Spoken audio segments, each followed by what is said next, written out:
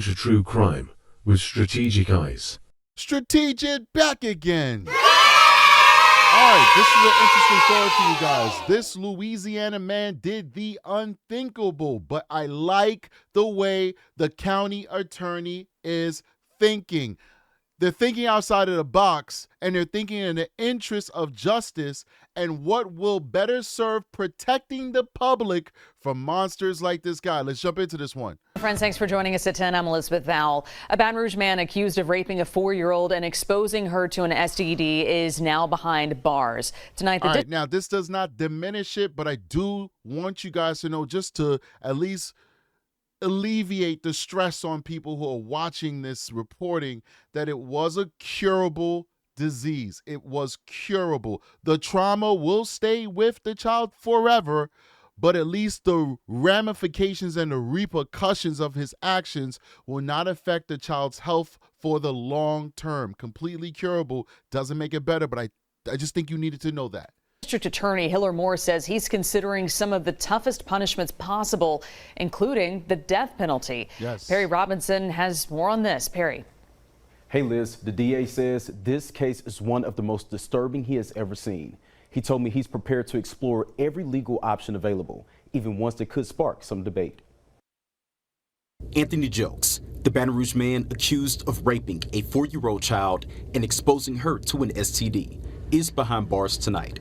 Now, the district attorney says he's exploring every option to hold Jokes accountable if he's convicted, including 2 possibilities that could draw attention across the state and the country. I can't think of anything worse than raping a child. Hiller Moore says he may seek castration or even the death penalty. I would consider going to the grand jury in this case and seeking a first-degree rape indictment and seeking the potential of a death penalty. In 2024, Louisiana became the first state to allow surgical castration in addition to chemical castration in certain sexual... All right, so when I heard chemical castration, I was like, because it's reversible. It's basically drugs that you take that make you impotent, basically. And it's supposed to also suppress your sexual desire.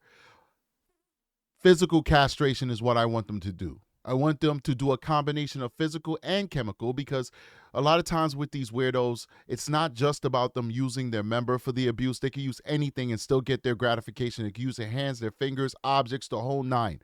All right. So I think it's a combination of both. Number one, they need to forfeit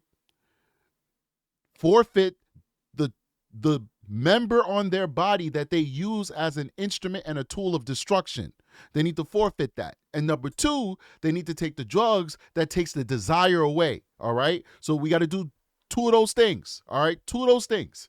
Okay. Take away the weapon that they have. For most of us, it's a beautiful, glorious thing, but these guys use it like a weapon. Take away their weapon and then take away their desire to use their weapon. And then I think you got a solution. You got a long-term solution. Let's keep going. Assault cases, giving Moore a clear legal path to pursue that punishment. But seeking the death penalty in a case like this is complicated. In 2008, the U.S. Supreme Court ruled the death penalty for crimes like rape or sexual assault, when the victim is not killed, is disproportionate and violates the 8th Amendment.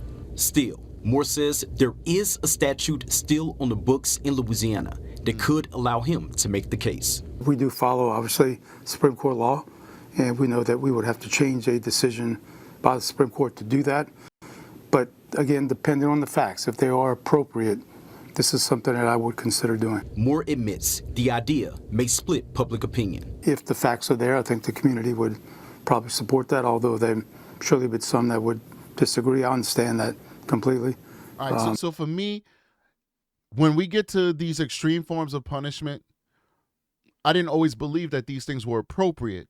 So still having the thought process that I had back in the day before my attitude has changed towards these forms of punishment, I want to make sure that the person is guilty of what they're being accused of. The last thing I'd want is for somebody to go through the process that I outlined and then they actually were innocent. So I think there has to be a higher bar.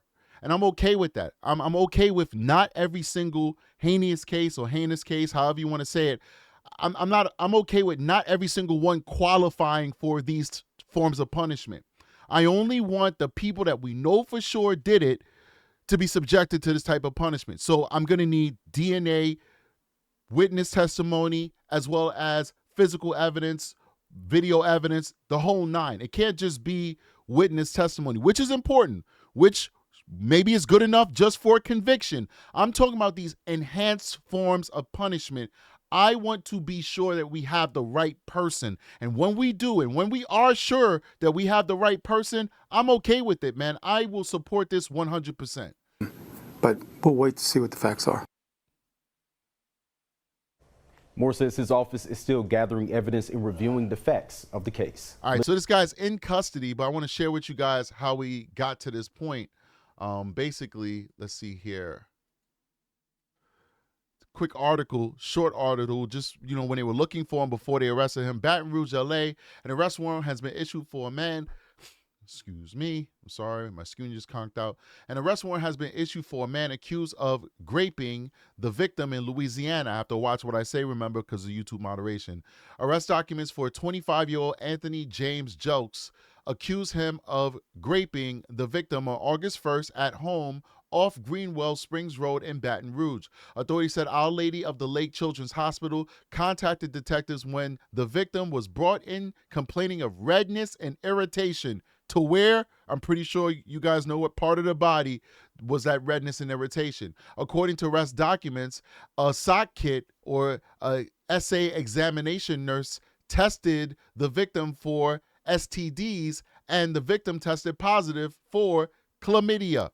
The girl was brought to the Children's Advocacy Center, where investigators noted she told them that Jokes pulled her pants down and did things to her. An arrest document for Jokes said that he was also investigated in November of 2022 for indecent behavior with a victim at the age of 9. Authorities urge anyone to contact Crime Stoppers. So he's a serial guy. Guarantee you there are other victims. These type of guys, once they are around their prey, they can't help themselves. I tell you guys that all the time. Whenever we catch them, it's only the tip of the iceberg. And this type of crime is much different than a robbery. It's much different than a homicide. It's much different than a theft or something like that. It carries shame. It carries shame. People don't feel shame when their loved ones are taken away from us. They feel anger, rage, and they want justice. They want an eye for an eye, if anything.